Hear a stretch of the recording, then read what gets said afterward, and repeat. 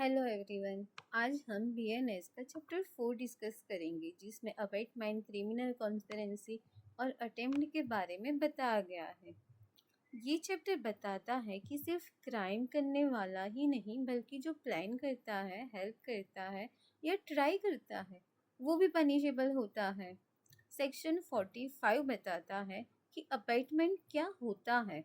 अगर कोई किसी को इंस्टिगेट करता है, कॉन्स्पिरेंसी करता है या इंटेंशनली हेल्प करता है तो वो अबैटमेंट है। मतलब अगर आप डायरेक्टली क्राइम नहीं कर रहे हो लेकिन किसी को इनकरेज या सपोर्ट कर रहे हो, तब भी आप लायबल हो सकते हो।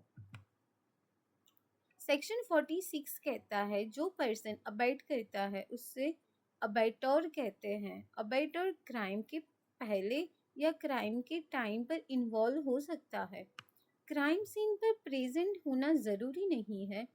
अगर आपने प्लानिंग या गाइडेंस दी है तब भी आप रिस्पॉन्सिबल हो सकते हैं। Section 47 abatement outside India.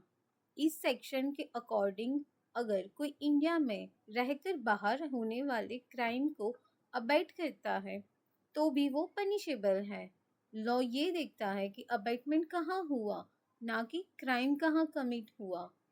इससे क्रॉस बॉर्डर क्राइम्स को कंट्रोल किया जा सकता है। Section 48 abatement by person incapable. अगर कोई चाइल्ड या अनसाउंड माइंड पर्सन को यूज करके क्राइम करवाया जाता है तो असली लायबिलिटी अबैटर की होती है। लॉ ये मानता है कि क्रिमिनल इंटेंशन जिसके माइंड में है वही रिस्पॉन्सिबल होगा।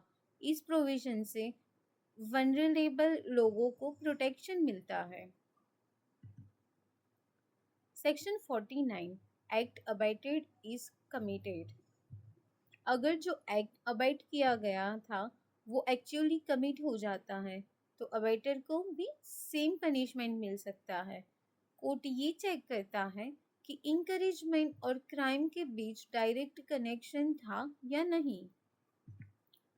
Section 50 different act done. यहाँ बताया गया है कि अगर एग्जैक्ट वही एक्ट नहीं हुआ जो प्लान था, लेकिन सिमिलर या नेचुरल रिजल्ट हुआ तो भी अबैटर लायबल हो सकता है। मतलब आप माइनर चेंज का एक्सक्यूज लेकर बच नहीं सकते अगर रिजल्ट फोर्सिएबल था। Section 51 to 54 extended liability. In section में बताया गया है कि अगर अबैटेड एक्ट से सीरियस कंसिक्वेंस होता है तो अबैटर उसके लिए भी रिस्पॉन्सिबल होगा। लॉ इंटेंशन के साथ प्रोबेबल रिजल्ट को भी कंसिडर करता है। जितना सीरियस हार्म उतनी strict punishment. Section 55 to 57 punishment for abatement. अगर ऑफेंस अबैट किया गया लेकिन कंप्लीट नहीं हुआ तब भी पनिशमेंट हो सकती है। और अगर ऑफेंस कंप्लीट हो गया तो अबैटर को मेन ऑफेंडर जैसा पनिशमेंट मिल सकता है। इसलिए प्लानिंग स्टेज भी रिस्की होती है। Section 58 criminal conspiracy. ये डिफाइन करता है कि जब दो या दो से ज़्यादा लोग इलीगल एक्ट करने का एग्रीमेंट करते हैं तो वो कॉन्स्पिरेंसी है। सीरियस ऑफेंस में सिर्फ एग्रीमेंट ही काफ़ी होता है, रिटन हो या ओरल दोनों वैलिड है। Section 59 punishment for conspiracy. अगर कॉन्स्पिरेंसी सीरियस ऑफेंस के लिए है तो पनिशमेंट अबैटमेंट जैसा हो सकता है। लॉ प्लानिंग स्टेज पर ही एक्शन लेता है ताकि ऑर्गेनाइज क्राइम को रोका जा सके।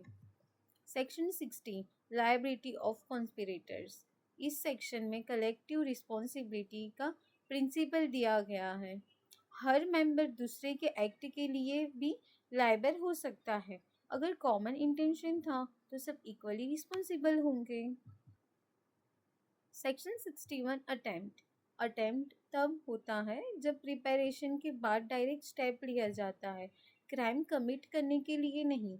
चाहे क्राइम कंप्लीट ना हो, अटेम्प्ट पनिशेबल होता है। ये क्लियर क्रिमिनल इंटेंशन दिखाता है। Section 62 punishment for attempt. अगर अटेम्प्ट के लिए सेपरेट पनिशमेंट नहीं दिया गया है तो मैक्सिमम पनिशमेंट का आधा तक दिया जा सकता है। लॉ फील्ड क्राइम को भी सीरियस मानता है क्योंकि डेंजर रियल होता है। कंक्लूजन, चैप्टर 4 का मेन मैसेज ये है कि सिर्फ क्राइम करने वाला ही नहीं बल्कि प्लान करने वाला, हेल्प करने वाला और ट्राई करने वाला भी पनिशेबल है। ये चैप्टर क्राइम को प्लानिंग के स्टेज से ही कंट्रोल करने का काम करता है और क्रिमिनल जस्टिस सिस्टम को स्ट्रॉन्ग बनाता है। अगर वीडियो हेल्पफुल हुआ हो तो please like, share and subscribe. Law पटाखा।